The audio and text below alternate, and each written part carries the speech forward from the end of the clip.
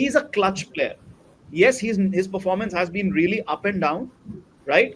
But sometimes, just sometimes, KL Rahul ticks all the check boxes. In the first innings, he did that. Whether he was out, not out, usko side mein rakh do aap. He batted phenomenally in the first innings in really tough conditions, and he came out and he batted in the same way. He did a job for India today.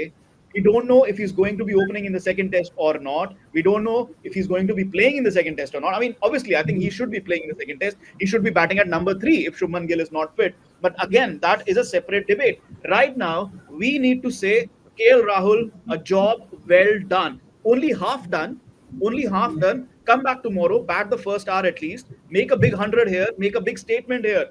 But a job well done. Let's start with Srini. ऐसा player, let's start with that गंभीर statement. KL Rahul जैसा player हर team के पास नहीं होता है. Bat at open, bat at number 3, bat lower order, keeper batter. I mean, the guy doesn't get enough credit sometimes.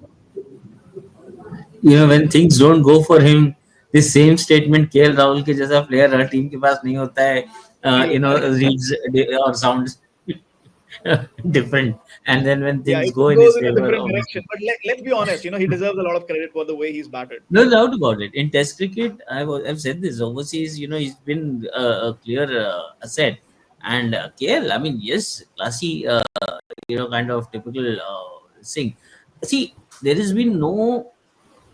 Okay, on one hand, I do agree that things have not been very fair on him in terms of the way he's been rotated, etc., etc. But for a longer time, he had, for a quite a duration, he had a coach who really understood where he was coming from. I thought Rahul Dravid and KL Rahul belonged to somewhere.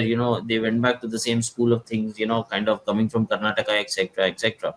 So from that standpoint, I that stabilization should have happened, and it's a ironical that it's coming from a man like Gambhir who's saying that kind of things should be corrected on that front.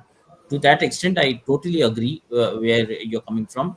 Having said that, well, it's a cricketer's job to kind of make do with all that comes their way. He's someone like a shock absorber, isn't it? Now in this team, because that's what Cheteshwar Pujara used to do, and this in this at least in this lineup without Rohit, without Shubman, I think he has taken it upon himself to be the shock absorber.